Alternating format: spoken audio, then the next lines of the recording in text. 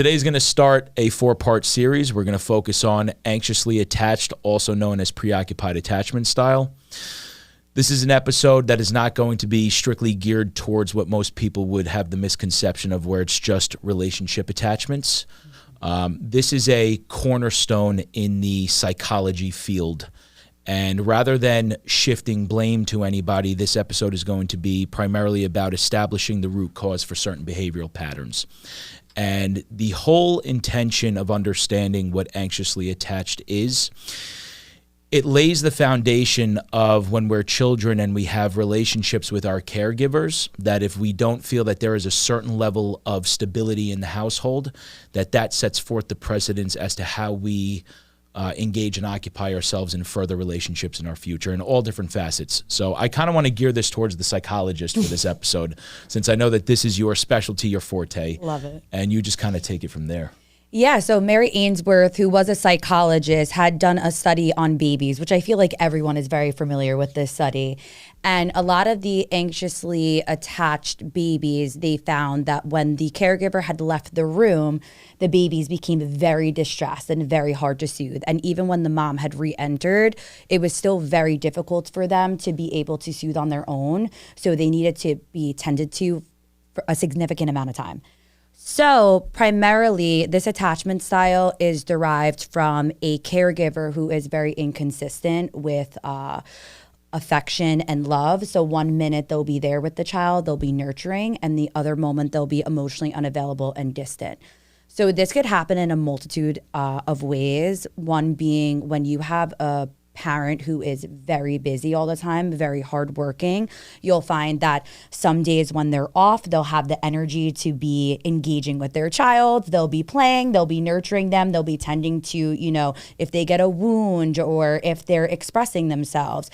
However, on days that they're maybe working 10, 12 hours, they will come home, be very stressed and tired, and not really be giving them the attention that they need or they're used to. That's one of the parenting styles that come from this. Another one would be, a parent who is physically there but not emotionally there, where a parent will be within the same vicinity of the child, but if the child needs anything, if they want anything, they're not really engaging through play. They're not looking at what the child's interested in. They're kind of just like there, but there is no emotional attachment. So before you kind of unpack that a little more, is that a intentional neglect, or is that more of a subconscious, unintentional neglect that's going on in the parent? So it could be a variety of different things. So it could be neglect where the parent just isn't emotionally available, where they don't know how to, give. So I don't know if it would be intentional, but that might be something where they never learned how to nurture. So you could see it manifest in that way.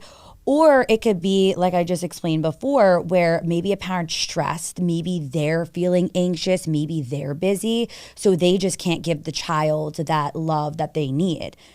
Which then in turn goes into another way that a child can develop this is through an anxious parent. Right. Because a child will model the behavior of their parent, and energy, doesn't lie. Like, people can feel it. So if a parent is very hypervigilant, if they're super anxious, if, they overreact over small risks and they won't allow their children to do anything that might be of a danger to themselves, the children don't learn to self-soothe. They learn to have others soothe for them. Right. So they're constantly going to be seeking that emotional reassurance because their parent almost like hovered over them and were very anxious for them to be in the real world.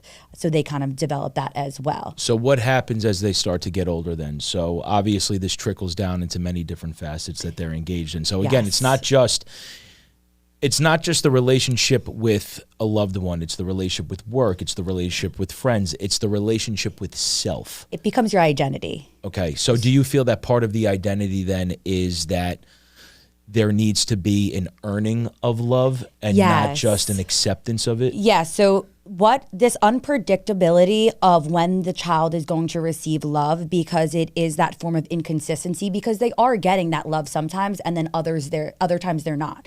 So they have it and then they don't. So they never know when they're going to receive it. So a child learns that love must be earned. So they have to almost seek this behavior by maybe conforming to what they feel like others may want to be able to get that love. So that's what's kind of instilled in them. So oftentimes, the three main parts of anxious attachment that a person will develop is a fear of abandonment. They're constantly hypervigilant. So they're always scanning the room for like that negativity, that betrayal, that distrust. Yeah. And they're highly emotionally sensitive. So any slight criticism, any slight perceived feeling of distance to someone else, they completely overreact. And that could look like withdrawing, yelling, screaming. Like it could be so many different ways that they kind of express, but it's very hard for them to emotionally regulate. So if the child's uncertainty manifests into an uncertainty about love itself, how does that then impact their relationship with work? How does that impact their relationship with their loved ones? How does that impact their relationship with actually how they connect deeper with themselves? So how this attachment manifests is it's rooted in deep insecurity. Right. So with deep insecurity, we know that the external validation is constantly what someone is going to seek. So whether it's relationships, whether it's work, whether it's friendships, these people are going to be people pleasers. They're going to be very passive. They're not going to be a leader, they're going to be a follower. They're going to want to go with the herd because they don't want to do anything that ultimately will lead to rejection. They're going to have a really hard sense of setting boundaries. They feel guilty when they have to say no. They feel like it may push people away. They'll often, say yes to something even when they don't want to, right? Because they're scared to get that pushback. They also have a very deep-rooted fear of doing something wrong. So not only does that fall within boundaries, but for work, right? So even if they're doing everything right, they need to hear from their boss or their coworkers like that they are. Like they need to hear that reassurance. They're constantly seeking it. So there's so many different avenues that this will develop with. And I think the deeply rooted insecurity really manifests in so many different areas. And you could really see how a person can move just through external validation. And if a lot of the times too, they won't do anything on their own. They need that approval from someone else. So they'll ask like, oh, do you think this is a good idea? Should I do this? So they need to hear from their friends or from their parent or from their coworker. Yeah, you should do that. And then they'll do it. These are people who jump from relationship to relationship. They cannot be alone. They don't know their interests most of the time. They don't know what they like because they're so in tune with what other people want that they don't even know what's going on within themselves. So a lot of disassociation as well. That's what I was going to ask. Do you feel that a lot of these individuals that are anxiously attached go through this route of just continual and incessant self-sacrifice where their wants, their needs, their desires, whatever makes them uniquely them winds up becoming just a dismantled foundation and they take on the actual role and personality of the identity of the person that they're either with or in their job institute or things like that? Oh, they will bend over backwards for anyone within their life because they do not want that rejection. They want to be loved and they feel like the only way to be loved is through doing what people want.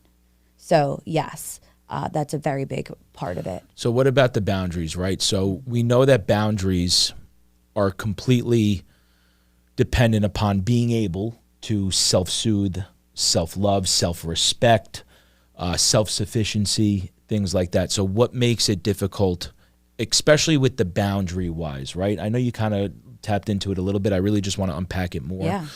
What makes it so difficult for these individuals that are continuously searching from the external to be able to self-soothe and actually create a boundary that would wind up protecting themselves? Why is it so difficult for them to do that? Well, for boundaries, you have to have a strong sense of self. Right. You have to know what your limits are and what you don't want to be crossed, right? So you need to understand yourself to be able to implement boundaries.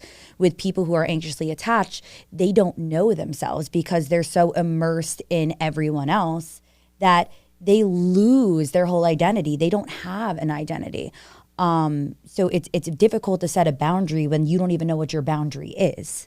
Do you notice that sometimes there is almost like a and I want to use this not just in a boundary with relationships or friendships or just work, but in general, there's a push-pull dynamic. And what I mean by that, what I mean by that is, let's say that you have somebody who's anxiously attached who will cling on, but then also when they're not getting what they want out of the individual or the desired outcome, they wind up becoming emotionally deregulated and they respond in an irate and visceral manner. Do you notice that is, I don't want to call it the norm, but maybe a prominent behavioral pattern in anxiously attached people? Yeah. So I think the 5 main categories for anxiously attached people would be the clinginess and neediness. Okay. These people need to constantly be around others. They need to constantly, if they're in a relationship, be with their partner. They don't want any independence. They overanalyze behaviors, communication, texting. If you're taking too long to respond to them, they immediately feel like they did something wrong. Or they're starting to question, oh my gosh, do they not like me anymore? Do they not want to be my friend? Yeah. Does my partner not want to date me anymore?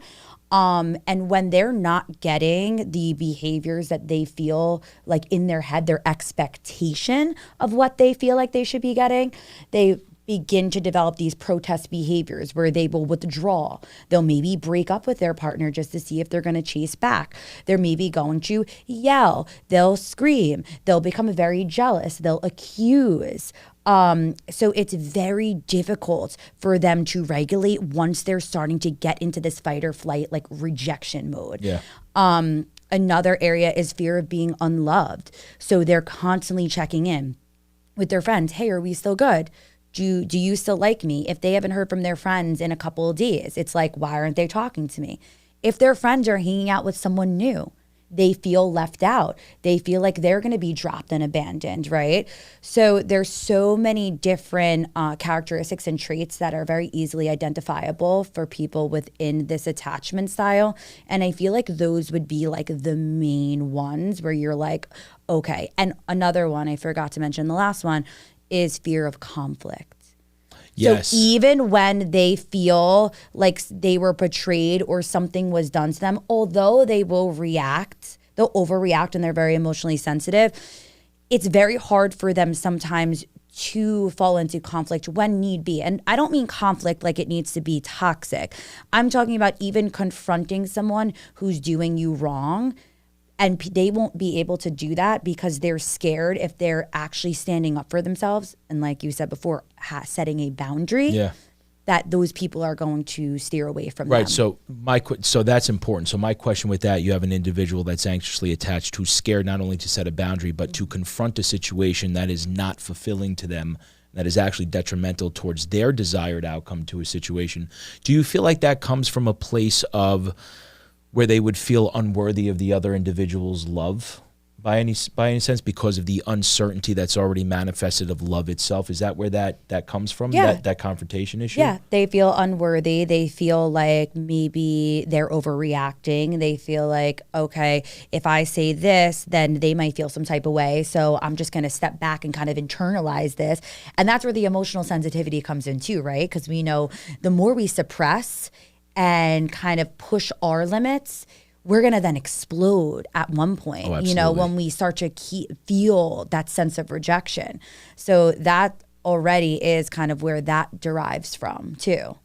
So we've tapped into the relationships, the friendships. I kind of want to focus on work a little bit if you're okay with that. Yeah, and I think we should tap more into relationships too, because I think friendships we could, like, that was easily covered. Well, friendships is covered. Listen, I'll do relationships. But again, we'll tap after, The whole thing that I want to get across to everybody is that when everybody does think of anxiously attached, you automatically think of relationships. And it's not just that. And what I think a lot of people fail to understand is that this attachment style affects all different avenues of your life as to where you are seeking that incessant external validation from. And that's why I want to go into the work for a second, because I think a lot of people will relate that where there's a lot of people-pleasing tendencies at work. You know what I'm saying? Overcommitting, overworking. Oh, yep. And I think that that's important because we've discussed in other episodes about how, a trauma response per se would be to constantly indulge yourself into work. Yes. So I'm wondering what your take is as a psychologist. Like, how does this then manifest into their work life per se? Yeah, I mean, I feel like most people who are anxiously attached, they will, like I just said, overcommit to work. They'll say yes to maybe assignments or projects that they might necessarily not have time for or really know how to do. Like I had said earlier, they become very passive, right? So within this, they're kind of following the herd and people who are within their work environment. So it's very difficult for them to feel like they're doing a good job because they need that constant reassurance. And even when they are doing a good job and it's not really realistic, their thoughts, if they don't hear it, it constantly goes to negative thoughts of like, Yeah. I'm not doing enough. I'm not doing this well enough. Why is the other person able to do this so quickly and differently Right. than I can? Yeah. Right. Which we know if, we're more secure, we could take those negative thoughts and really pull the realistic situation at hand and be like, okay, I am doing a good job because like Johnny told me yesterday. Yeah. So I don't need to keep seeking, or I know I'm doing a good job because I'm thorough. I'm taking all the steps and precautions to get this done correctly. And I know what I'm doing. Or I've never done this before and I just learned a new skill, which I'm starting to implement. Or it's okay to ask for help. Exactly. Yeah. So I think that, again, there's a deep-rooted, the main topic for today is like insecurity. There's a deep-rooted insecurity with the work you put out and the work that you're doing. So you will constantly second guess yourself. You will constantly feel like if someone's not giving you that approval, you're not doing well enough. So it's always going to be this spiral, right? You could drive yourself crazy with work. Which is then also what ties into the relationships, right? So it's that constant need for the external validation to be reassured on a continual basis that the other person either feels a certain way, is present a certain way, or has the same feelings about you in a certain way, or is committed in a certain way, and you're always grabbing hold to kind of to like understand where the other person is sitting in that exact moment in time so that you're reassured in the moment. So how do you, right, so when you're a partner to somebody who's anxiously attached, which I'm sure you're going to have a listener in here that is dating somebody like that. Yes. I've been both of those partners. So I've been the anxiously attached, and then I've been the one who's had someone who is anxiously attached. So it's a weird paradigm and dynamic when you can look at it from both ways. But if you're a partner, how do you manage a partner like that? It's very difficult. It often drives healthy people away. And I hate to sound pessimistic about it, but oftentimes people who are secure, it's just, I don't want to say drama in a negative way, but it makes people's head turn, right? Like they're just going around in circles. Disruption of peace. Yes, it's a disruption of peace. And it is this constant back and forth that no matter how much you reassure your partner, it'll never be enough. So it really will break at the relationship piece after piece because like I said, a lot of times anxiously attached people are very emotionally sensitive. So with that comes explosions of emotions. So accusations may be derived from out of jealousy, scanning their Instagram and who's liking their comment, who's liking their post and who's commenting on it. Even if your partner has the opposite gender as a friend. Oh, yeah. Thinking, spiraling because of that. When your partner isn't answering you soon enough, freaking out and blowing their phone up. Or even if they're not more externalizing behaviors, they'll withdraw. So you'll be, let's just say you're a secure partner, right? And you're like, hey, I'm going to go out with my buddies tonight. Your partner may not even say anything at all to you and just say, okay. But then you find they're not answering your texts when you're out. They're being very short. It's clear that they're upset, but they're not giving you the reason why they are. So that there's a lot of games. So let's go into that game, right? Yeah, does that a lot. Does that also then contribute to the fact of what you said before, that they're reluctant, and that's where the confrontation is, right? Are they reluctant to tell them how they're feeling about something because they feel that this overbearing mentality, do they even know what they're feeling in the moment is rational or not? Because I think that's another thing that I kind of want to No, because I wanna think it's stress. like what we've talked about in earlier episodes. It's like that fight or flight. You like feel it in your body, right? They'll get like that pit in their Flutter. stomach. They'll The flutters, start yeah. spiraling with thoughts, and they convince themselves, right? So you're basically almost feeling like you're a mind reader. Right. So you're like, they should have known. Why would they go out? And you're getting that deep sense of rejection and fear of abandonment because you want to be with your partner at all times. So like, why would they want to go out with their friends and not be with you? These people have a very difficult time being alone. And that's even just sitting with themselves. Yeah. That's not even just being alone like and saying you're in a relationship. That's physically just being with Is it themselves. because they don't want to deal with the contortions of what it's like to be themselves, and because they're not really understanding of who and what they truly are? Yeah. Okay. Yeah. They just want to be around people at all times. They don't know themselves. So it's hard to sit with yourself if you don't know yourself. Right. Do you think that they typically chameleon themselves and take on the identity of That's almost exactly. everyone that they're with? Not just their partner, but even when they're, do you feel that they seem to shape shift depending on the groups that they're in? So let's say you have your partner, then you have a group of friends, another group of friends, and another group of friends. Does this anxiously attached person change dynamics with each of their friends to fit the mold as to what the dynamic of that friend group is? Yes, because they don't want to lose friends and they don't want them to be perceived critically or, you know, in a way that wouldn't fit the mold of the group. So they often do become whoever they're around. They do chameleon because, like we've been saying, they don't have a sense of self. They don't even know what they like. They don't know what they enjoy. All they know is that they enjoy pleasing others and they enjoy fitting in. Would you go as far to say, and I don't want this to come off in a negative way towards anybody, but that an anxiously attached person lacks authenticity within themselves? Okay, so that lack of authenticity, is that what you feel is really the sole detriment towards the way that they conduct themselves in all of the facets of their relationships? Yeah, because think about it. Like when you become healed and when you actually are true to yourself, it's because you found a sense of independency. You found your boundaries. You found your interests, your hobbies, and you're not going to let anyone cross that because you're going to devote yourself to you, not to someone else. So now your happiness is from the internal, not through the external. So how do you get that?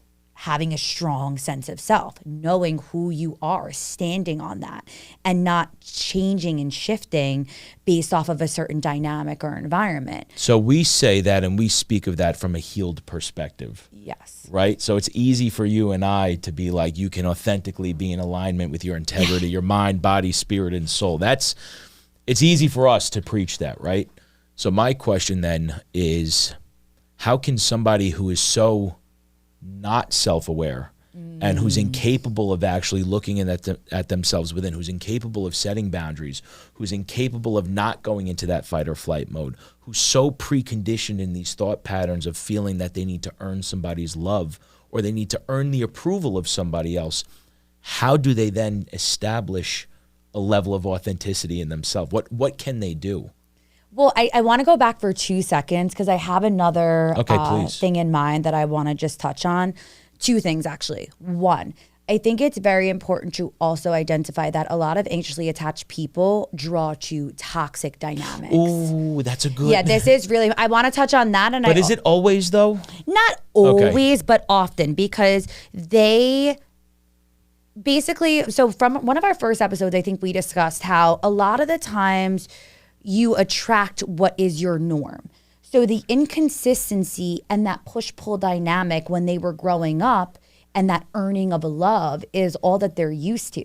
So they attract most of the time emotionally unavailable and dismissive people, whether that honestly even be friendships or partners, because that is what's comfortable to them and that's what their brain knows. You're meeting people at the same pain frequency that you're at and the depth that you can meet yourself at. And you will always try to chase for that person's acceptance and love. So a lot of the times anxiously attached people find themselves with avoidantly attached individuals. Which is something we will get into at the second part. Yes.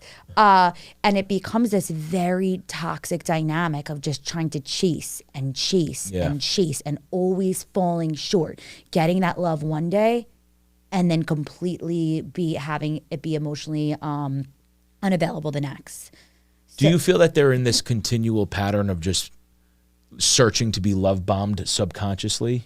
Yes, because anxiously attached people feel like the only way that they're going to be happy is through being loved. They don't realize that to be loved is to love yourself first, and it's you're never going to get that with the external, and you're always going to be disappointed. You're always going to be let down, and there's always going to be hurt there. Do you find that the anxiously attached, when dating the avoidantly attached, will tend to, once the relationship ends, one, have a hard time letting go of the relationship, and two, do you find that they sometimes will play victim to the dynamic of how the relationship went? They could, but most of the time they're serial daters and they're just going to hop to the next relationship. One, okay. So they're monkey barring all over the place. They're serial daters most of the time, and they're going to go from relationship to relationship. Also, it's important to note that for anxiously attached individuals, you will always know where you stand with them. Like, they will always tell you, like, they love you, they want your attention, they want your affection. Like, they will be, like, pleading for it. Whereas, but is it love? No, I mean, is it love? Well, if we're getting into, is it like real love? I know. No, I just had to ask that. No, but they want the reassurance and attention, I guess you could say. Can I just offer, like, and only because I just asked that question, I have found that most people that are anxiously attached are always the very first people within the week or second week or third week of knowing somebody to throw out the I love you card. It's almost immediate. Right. There's almost that immediate cling on to that word, and almost that desired outcome of this is my person for the rest of my life, and they shut off the rest of the world to it. That's just what I've noticed. Not saying that's for everybody. Well, because all they want to do is feel loved, so they feel like if they're loving someone else, that they'll maybe get it in return. Okay, got it. Right? So, it's all about just seeking their worth and themselves and affection and nurture and love, and that's really what it's like derived from, right? It manifests in that way. And another component that I wanted to talk on, because I've been seeing this a lot on TikTok, where people are like, how do I know if I'm like anxiously attached? Oh, or I'm with a toxic partner. Like, how do you tell the difference? So can I give you like my own opinion on this quick? Yeah, we could. It has to come from within. You have to know, it's internal. Right? It's an internal. You will know if you're anxiously attached. And again, I've been anxiously attached, so I can speak on this from like firsthand experience. You will know based off of your own interpretation and perspective as to the situation going on, to where if you start to get anxious if you're not in the same room as the person, if the person goes out, like you said, with friends for the night, and you're craving, desiring, needing their attention, having to check in all the time, then you are the toxic partner. Right. So you not only become the anxiously attached partner, but simultaneously you do take on the role of being toxic at the same time. Yeah, or if you need constant reassurance, even when your partner is giving it to you and it's still not fulfilling you. Correct. And again, that could also come in different ways, because like I've also dated people that were anxiously attached, amazing people that needed the constant reassurance. But no matter how much assurance I gave them, no matter how much I fed into, this is what you mean to me, this is where we're at, this is what I can do for you, this is what I will give to you, it's never enough. It's almost like they forget. Like you tell them, and then 5 minutes later, it's like you never said anything. And they need it again. Right. And again. And again. So how can you tell then? That's just my own interpretation of how to tell. I was going to give those exact examples. So it's more internal fears. So that's how you would know that that's a sign of your own anxiety, right? So constantly needing that reassurance, seeking external validation. So needing that approval from other people to even be able to do something. Those are different areas, which I think you tapped into, which were good, the main points. Now, if you're with a toxic partner, now this is way different, because is that person being dismissive to you? Are they manipulating you when you're trying to set healthy boundaries or communicate? Are they gaslighting you when you're trying to have a conversation? You just reminded me of that episode we did. Are you being gaslit by like, are you being gaslit by a narcissist? Like, literally, are they trying to coerce you into thinking that what you know happened did not occur? And I also think it's important to stress that boundaries that you set, and when you are self-sufficient, are important, and you will know when they're crossed by a toxic partner. Yes. There is a feeling of establishing like, hey, don't talk to me this way. This is disrespectful. And then they intentionally do it, and then they come back and go, I'm so sorry, I won't do it again. and then they do it again. That is a toxic partner. Yes. But I think that the important thing to get across is if you are anxiously attached and you're asking yourself if you're anxiously attached or dating somebody who is toxic, like Madison said, everything comes from the internal. It's all of your own internal feelings, perceptions, perspectives, ideologies, and everything that's going on in the moment that's causing you to be triggered. And if you are triggered, I feel like that is a doorway for you to look within and understand why you're being triggered in this moment. Why is my partner going out upsetting me? Is he or she having a girls' or a guys' night supposed to allow me the opportunity to be upset or not? And you have to kind of work through that. So that's the way that you establish if you are in fact anxiously attached or if you're dating the toxic individual. Right. Or why can't I be alone? Right. Why is it that if I'm in a room with myself for too long, it drives me crazy? Why do I constantly need to hear at work that I'm doing a good job to know that I'm a great employee? Why do I constantly feel left out from something? Why does it bother me that my friends are off with another friend group right now? Right. It's all these different questions that you can wind up asking Or yourself. why am I getting anxiety if my friends or partner aren't responding to me in a fast enough way? Right. Or time. Right. Or not even just in a fast enough time, if somebody just says the word okay, why are we reading into that okay like it's the end of the world? Overanalyzing communication. Yeah, overanalyzing communication is huge for the anxiously attached. Yes. Why do you think that is in particular for the communication aspect? Is it because that communicative, like kind of being communicative when they were a child, not getting it from their parents, like that on and off of getting communication one day, of being loved one day, and then maybe neglected the other day? Is that what that comes down to? Yeah, and I think that, if people are a little bit more dry, if they're short with their responses, because we go through life, feeling different emotions. So sometimes people are stressed. Sometimes people are frustrated. Sometimes people are just drained for the day. And they can't constantly be on, I love you so much, or you're the best friend or partner I've ever had. So it's that inconsistency of when they don't feel that person is at that 100% nurturing level, it's like, rejection. Right. Oh my gosh, what's going on? Why are you just saying okay? It's not like, oh, he or she had a very stressful day, or he maybe just isn't in the mood, or her response just doesn't mean anything and she's just genuinely saying okay. Right. So it goes back to that fear of rejection.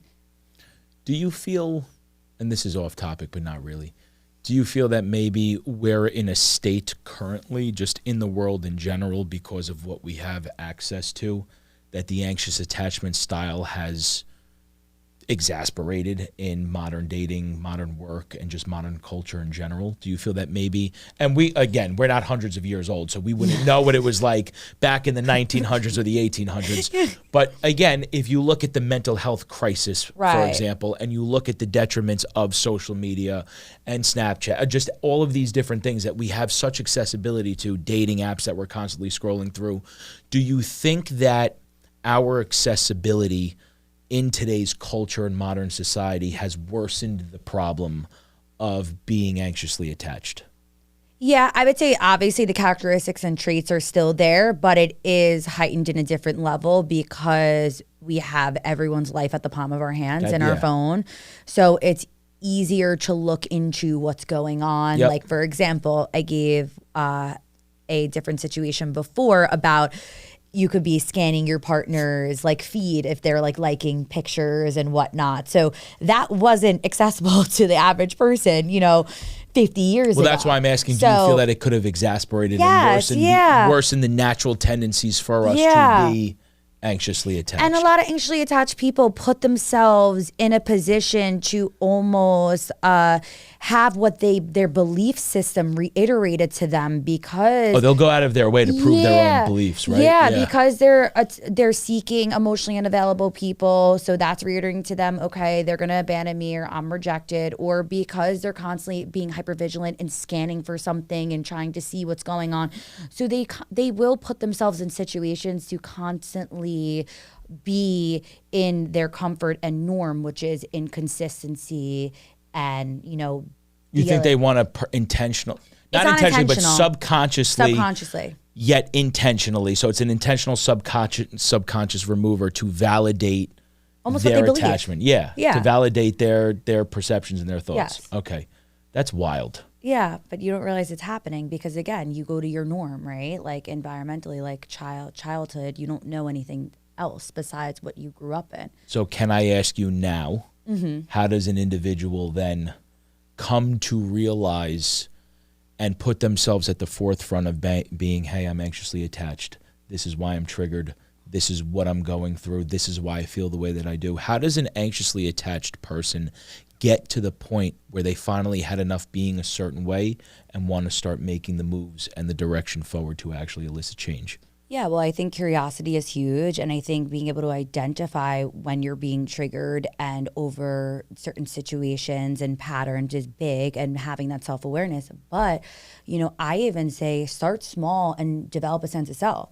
So challenge yourself to sit and do a puzzle for 30 minutes alone, or go grab a cup of coffee alone by yourself, or go grab lunch. Can I interject here? That's huge. Yeah. So many people that are anxiously attached refuse to sit with themselves in public settings. Because they feel like everyone's looking at them, it's judging them when no one is. It's my favorite thing to do. But that's something that I've noticed is huge amongst the anxiously attached. They do not want to be alone in a public setting. They think that all eyes are on them, judging them. Yeah. And I think, if getting a cup of coffee or grabbing lunch or dinner is too much for you, and maybe going for a walk, I think even being in your own home and doing something for 20 minutes by yourself, finding a hobby or something that interests you that does not need anyone else for. Right. So just doing it by yourself. If you have a partner, going 30 minutes, doing grocery shopping, taking a walk without them, learning to be without your partner. So I think that that's something that I definitely want to unpack just for a little bit. It's the anxiously attached with a partner. How does one become non-attached in that anxious style anymore? So do they depend on the partner to mirror back what's happening and what's going on and allow for the partner to bring up these qualities and these character traits?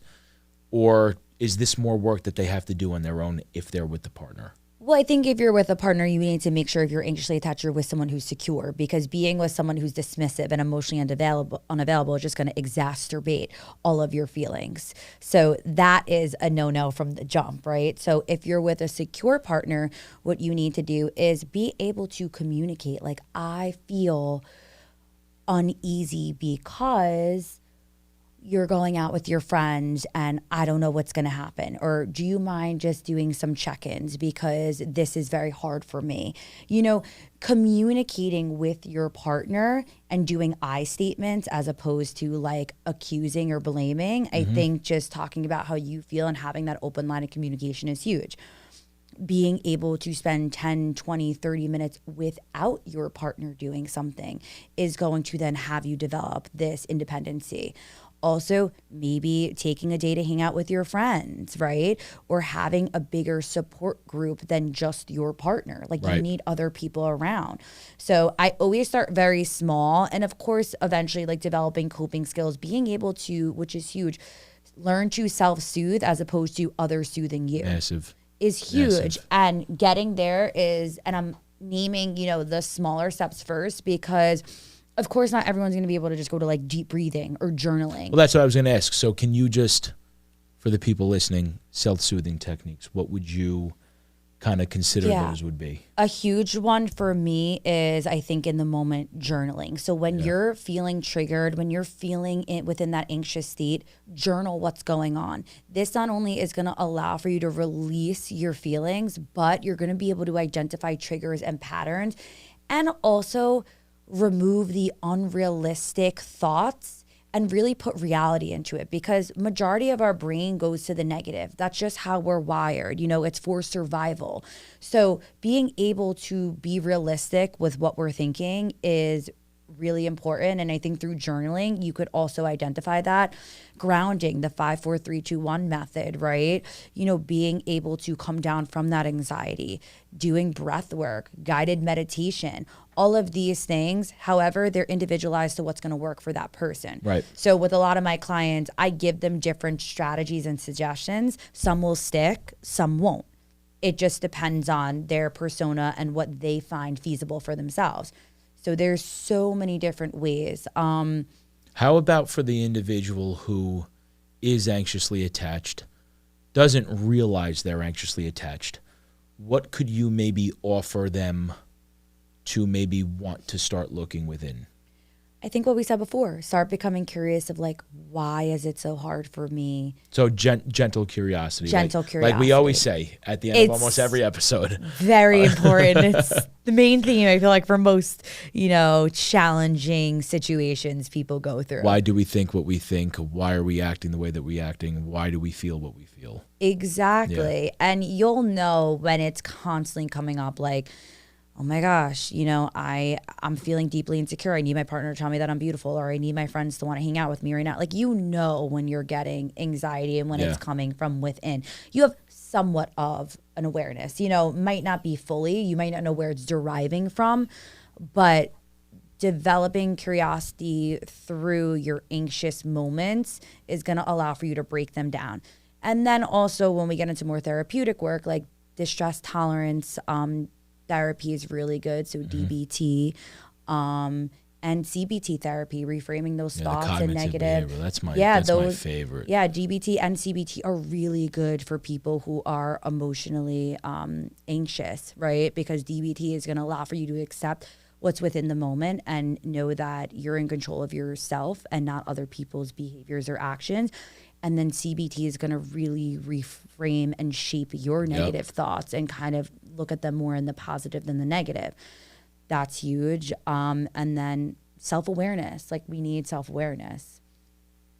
And that's what I feel like are the main areas. That's a great answer. Yeah. So how do you feel about today?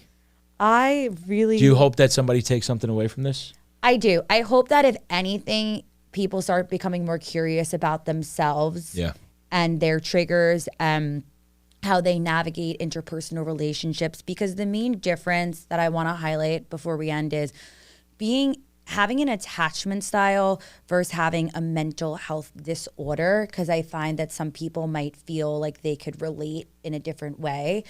Are two completely different things, because these attachment styles are going to be triggered through interpersonal situations. Mental health disorders, although there are some traits and characteristics that resemble attachment styles, these mental health disorders are going to happen in multiple environments. They're not triggered by interpersonal relationships. They're triggered by a plethora of different avenues. Love the way you say plethora. Plethora. I love whatever. She emphasizes that aura. I do, heavy. aura. No, I like it. So if people are watching who are like, wait, but is it a mental health? No. So attachment styles, interpersonal relationship, triggered external validation, mental health disorders are actual challenges that people have in all different environments. Would you tell the anxiously attached to, if they are thinking that question, is this a mental disorder or am I anxiously attached, right? Would you tell them to start by establishing a connection and a feedback loop as to what their relationship was like with their caregivers as a child? Would you have them examine that first? Yeah. Would that be one of the very first things that maybe they look at to see how maybe their adulthood has been affected in their interpersonal relationships? Yeah, but if it does come from the caregivers primarily. Yeah, well, it does develop through the primary caregiver, but it also is challenging because sometimes you could be so blinded in, how mom and dad treated you. Because again, this attachment style is derived by, most of the time, good intentional parents. It's really not like manifested through ill intent most of the time, because even with neglect, the parents being neglectful emotionally, sometimes they're just not in tune with themselves and don't even realize. So it might be hard for them to identify. Especially if it's something that it's all that they know. Right. It's their norm. Right. Or especially if it's parents who are great but just work super hard. And I know plenty of those, and I understand that. They would never in a million years be like, oh, it's from mom and dad working 12 hours and making great money for me to have, this amazing life. Right.